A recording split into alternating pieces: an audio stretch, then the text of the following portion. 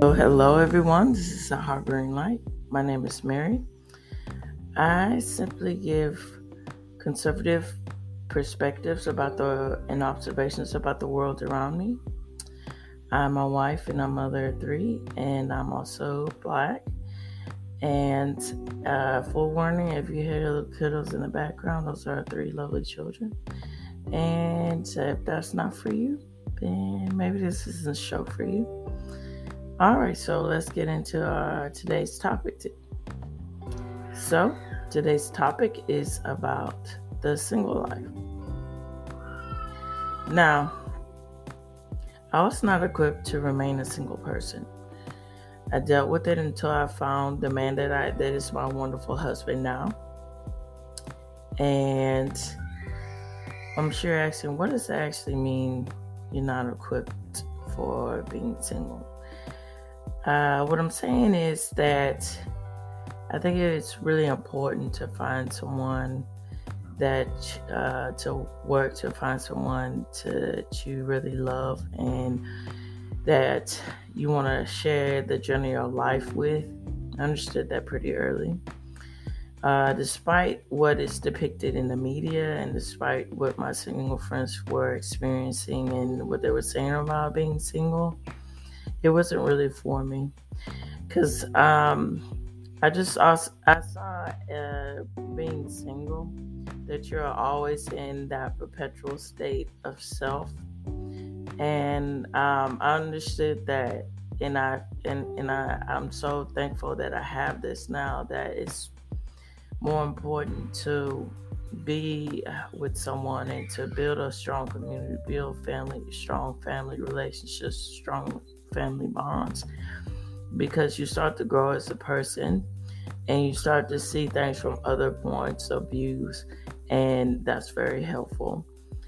And I'm just so thankful for this. Now, my second point. Now, I think it's important to understand what you really want in a man, what you really want in a partner. I think that's just really important to just figure out those perspectives for you and that person and see what works. Now, it's important to see what meshes on the surface level and then to move beyond that. I think it's important to start getting to the heart of the matter. What kind of discipline and character does this person have? And does that work for you? And also, what kind of purpose? And also, I think it's really important to date with a purpose. Once you start to get into that mentality of dating with a purpose, you start to figure out what really matters to you. Figure out your priorities, I think, and that helps save a lot of time and heartache. And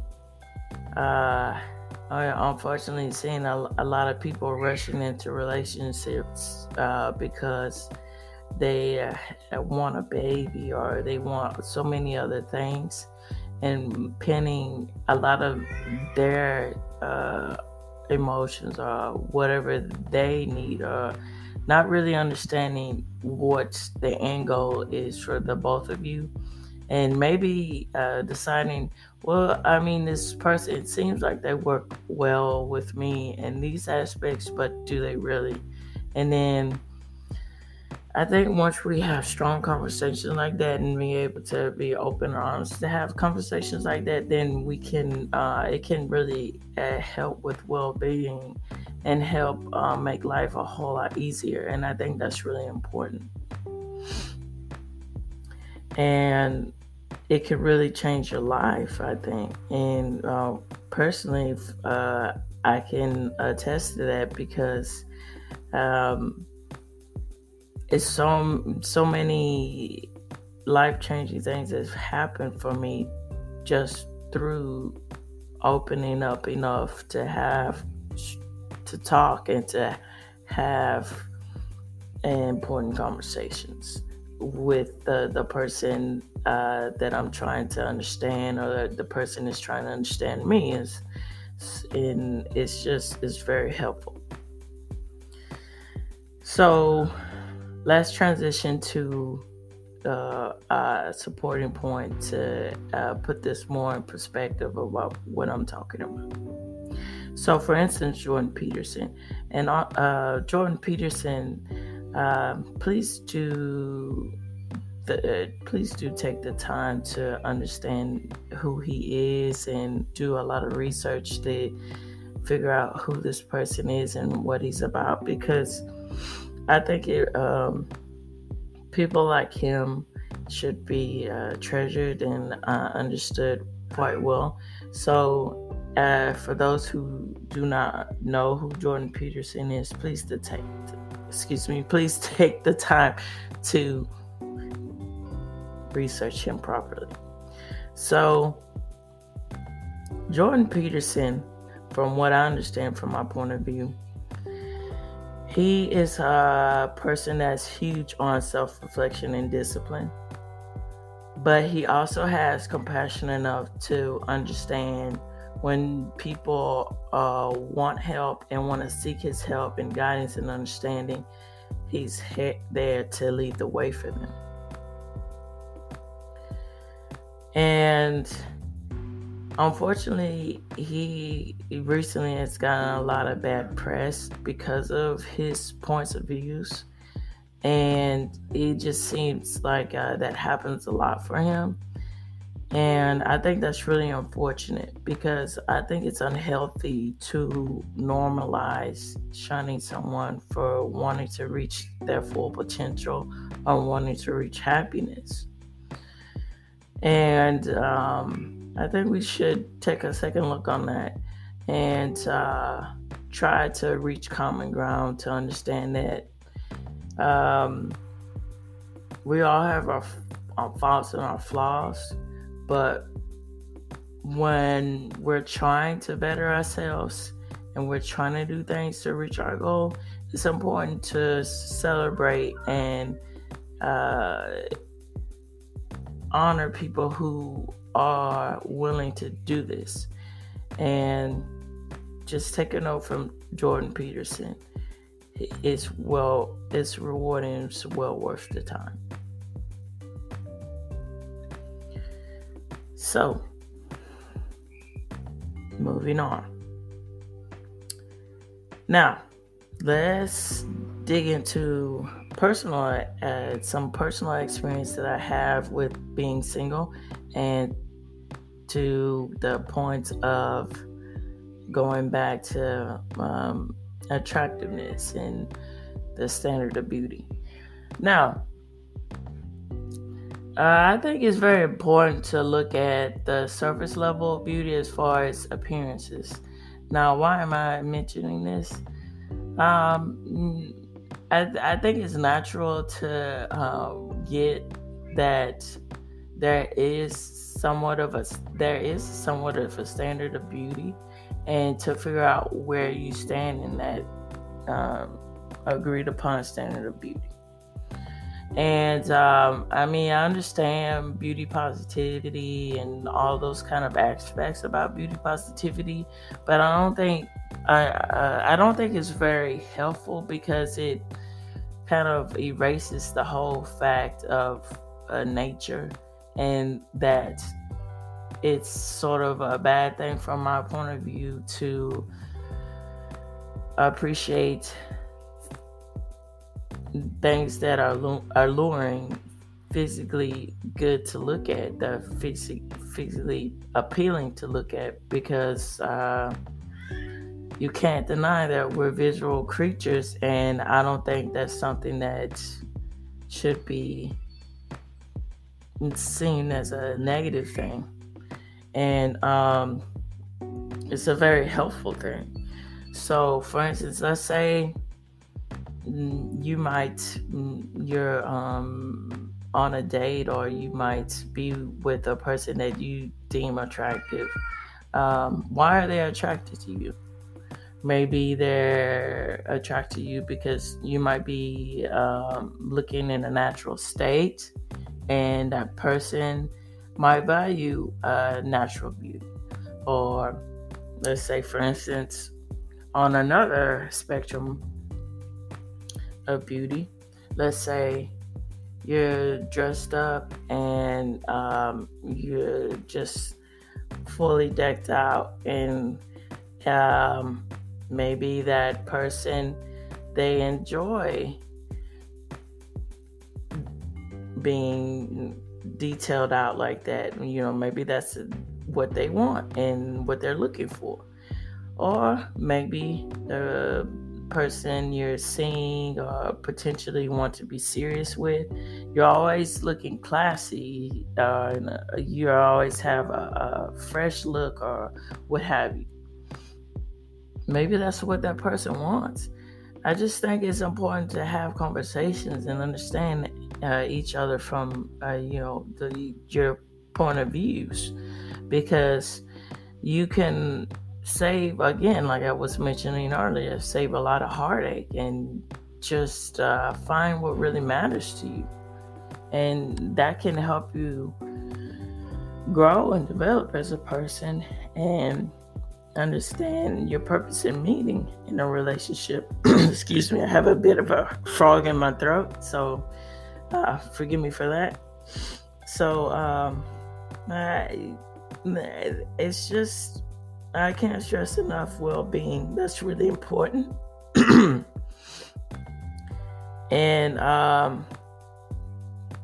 think that we as people need to understand that, and because life is hard enough, and it doesn't need to be any harder by making it artificially hard with trying to mold somebody into what they're not. You just have to understand we're all in this journey together. So let's move on to my personal experience with being single. Now, I started dating when I was 15. And my mother, she was hoping that I would start dating a little bit later. But, being a teenager in that rebellious street, that happens. And I just really, to the heart of the matter, I just really wanted to try and understand and figure things out for myself. And I wanted to wait. It was more I didn't want to wait so much. I didn't want to wait so much. I wanted to just start sooner rather than later. So from 15 to 19, 20, and to now, I just knew I had relationships, and I just knew what I wanted, and I wanted to try and figure that out. And so, for instance, I knew that the family was very important to me, and I knew that it was really important for me to find somebody that saw that we're all humans and move beyond our differences. And I was very fortunate enough to find my husband because he has those same values. So what am I actually saying about this? So for instance, it just so happens that my husband is white, and we don't have issues like that as far as those differences, because we appreciate and understand that our differences is what helps us grow and understand as people. And then we're all human, and then we should just appreciate all of that. And if we get down to the heart of the matter, and realize that we're all more similar than different, that can really help as far as being in relationships that we really want to be in. And I struggled a lot with my experiences with being single, with not a lot of people not really understanding that. But that's okay. People have their preferences, but that was really important to me, and I'm just very lucky to find somebody that feels the same way that I do.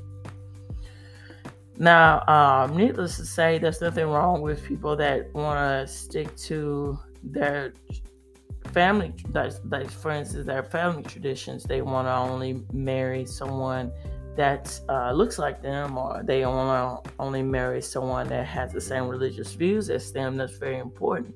And I think it's very important to get all of that out really rather soon, because let's say you're with someone that from a religious point of view that is Christian, and that person is atheist, and while you're initially starting to date, court, and understand each other, it might work in the beginning stages maybe, but does it really work in long term if you want to have a serious relationship with this person? Will that really work out for you? And those questions, you have to really delve deep within and see if you can live with that. Because if you can't, then why waste your time? You should be with someone that really meshes well with you. And then going on to the race issue,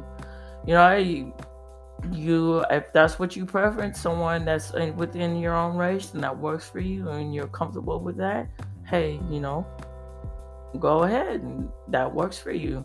And you should just make sure you understand that, and make sure that the other person understands that, because that takes away from all this hate and negativity and all this anger that I see going on in the world, and that you see going on in media.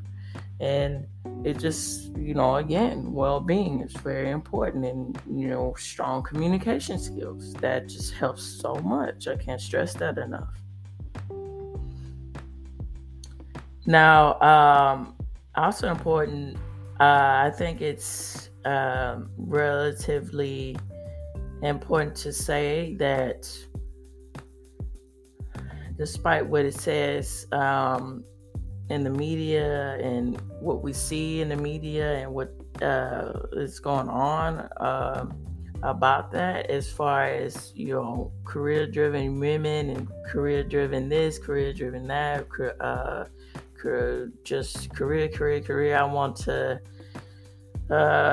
hit heavy on the nail on my career and push marriage and all that, the kids, what have you, off, and let's just focus on my career first. I mean, that's all well and good, but when you find someone that works well for you, and hold on to that person, because you shouldn't just let life pass you by just because of a career or what have you.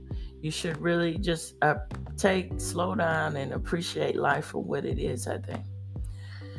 And going back to me personally, it was unfortunate that I met my husband when I was 30. I'm now 35. I wish I would have met him sooner rather than later. It just, things worked out that way. But it's just important to know your values and where you stand, and if your career is really important, that's great, but you should also find balance in that, and just understand that we're all social creatures, and we need people. We need those strong bonds. We need that. And I just see it as it's not all or nothing. That you can do things and have everything that you want, but you have to make sacrifices and understand those balances, I think. So next point, as far as the body and how it is also depicted that it's a good thing to be, I don't know, sexually versed in all of these things that you see going on recently in the media, even more and more and more things going on about that in the media. Both we can't forget what catapulted in the past till now. It just seems like it's just more of a prevalent thing now than it was even 10 years ago. I think my view about that, I think it's important to preserve yourself and to know what matters. Again, I think we as women, we're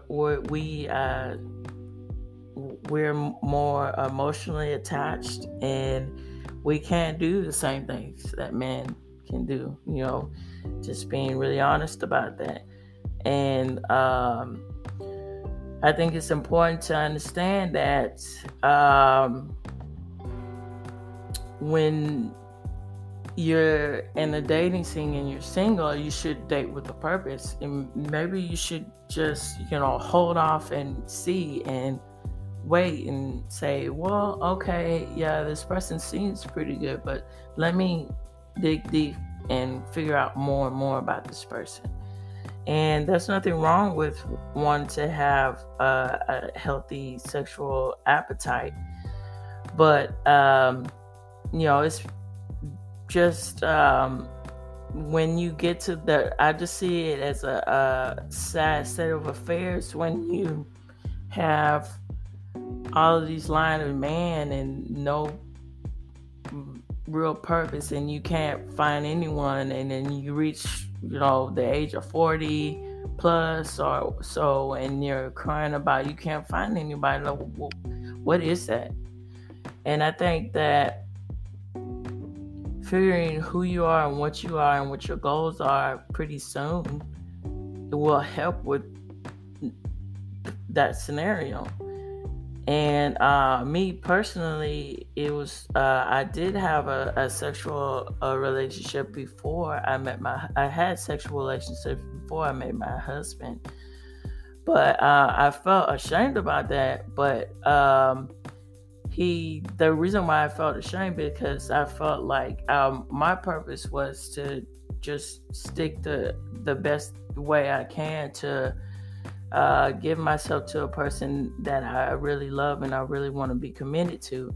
And it was just unfortunate. I thought I was with someone before I met my husband that was a person I wanted to commit to, but it didn't work out well.